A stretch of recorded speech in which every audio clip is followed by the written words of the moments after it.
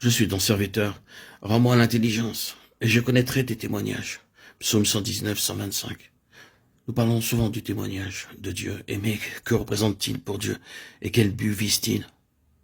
Le mot témoignage se rencontre plus souvent cité dans l'Ancien Testament que dans le Nouveau. Nous mentionnerons seulement 2 passages de l'Ancien Testament. Le premier se trouve dans le Pentateuque écrit par Moïse, et plus précisément dans le livre de l'Exode, où ce mot témoignage est cité à profusion. Il se trouve dans les phrases telles que l'arche du témoignage, les 2 tables du témoignage. Exode 25, 22, 31, 18. Le second se trouve dans le psaume 119, où le mot témoignage est souvent répété. En observant attentivement ces 2 passages, nos yeux pourront s'ouvrir et connaître quelle est la réelle signification du témoignage de Dieu. Le psaume 119 fait souvent allusion à la parole de Dieu, aux préceptes de Dieu, à la loi de Dieu, aux statuts de Dieu, aux commandements de Dieu et aussi au témoignage de Dieu. Le psalmiste associe ce mot, les témoignages et ainsi de suite. Nous sommes exhortés à garder ces témoignages au même titre qu'il nous est demandé d'observer sa parole, ses préceptes, ses lois, ses statuts et ses commandements. Cela peut nous paraître étrange d'entendre dire que nous devons observer les témoignages de Dieu. Mais nous voyons à travers la Bible que ces témoignages sont de la même nature que ses paroles, ses préceptes, ses lois, ses statuts et ses commandements. Dans les livres de l'Exode, du Lévitique et des Nombres, nous voyons que non seulement les témoignages de Dieu se situent sur le même plan que sa parole et sa loi, mais que les 2 tables de pierre sur lesquelles sa loi fut écrite furent aussi appelées les 2 tables du témoignage. Il en fut de même pour l'arche qui les contenait. Toutes ces choses sont l'œuvre même de Dieu. Nous voyons ainsi ce qu'est le témoignage. Le témoignage est la loi. En d'autres termes, il représente le désir du cœur de Dieu, ce que Dieu demande.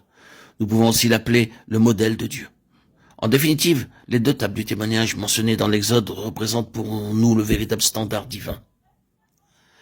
Quel est le standard de Dieu? Son standard le révèle lui-même. Il nous montre quel Dieu il est. Et le témoignage nous est donné afin que nous connaissions ce qu'est le modèle absolu de Dieu. Lorsque ce témoignage vient vers l'homme, il devient la loi. Du côté de Dieu, il est le témoignage, mais du côté humain, il est la loi. En conséquence, loi et témoignage sont une seule et même chose, vue sous un angle différent. Du côté de Dieu, il est le témoignage, mais il devient loi du côté de l'homme. Il est l'attestation du désir de Dieu. Il définit ce qui doit être observé pour l'homme. Pour Dieu, le témoignage est ce qu'il désire. Pour l'homme, le témoignage est son devoir. Il rend témoignage à la nature même de Dieu, que nous avons en dépit du genre de vie que nous vivons en tant qu'hommes. Quand ce témoignage est entre nos mains, il nous convainc de notre injustice pour avoir failli à l'égard du modèle divin. Mais lorsqu'il demeure dans la main du Seigneur, il révèle quel Dieu il est. C'est pourquoi le témoignage est l'auto-révélation de Dieu lui-même. Cela est devenu tangible dans la période du Nouveau Testament. Le Seigneur Jésus est venu pour apporter le témoignage du Père. Le Saint-Esprit est venu pour rendre témoignage à Christ. Et l'Église maintient le témoignage de Jésus-Christ par la puissance du Saint-Esprit. Témoigner de Christ aux autres signifie que nous leur disons ce qu'est Christ, qui il est. Cela s'appelle le témoignage. Si nous le considérerons par rapport à Dieu, ce témoignage n'est rien de moins que lui-même en relation avec nous. Ce témoignage est une chose très sérieuse, car il devient loi. Il nous incombe de ne pas pécher contre ce témoignage, car toutes les fois où nous le faisons, Dieu ne fermera pas les yeux sur nos actes.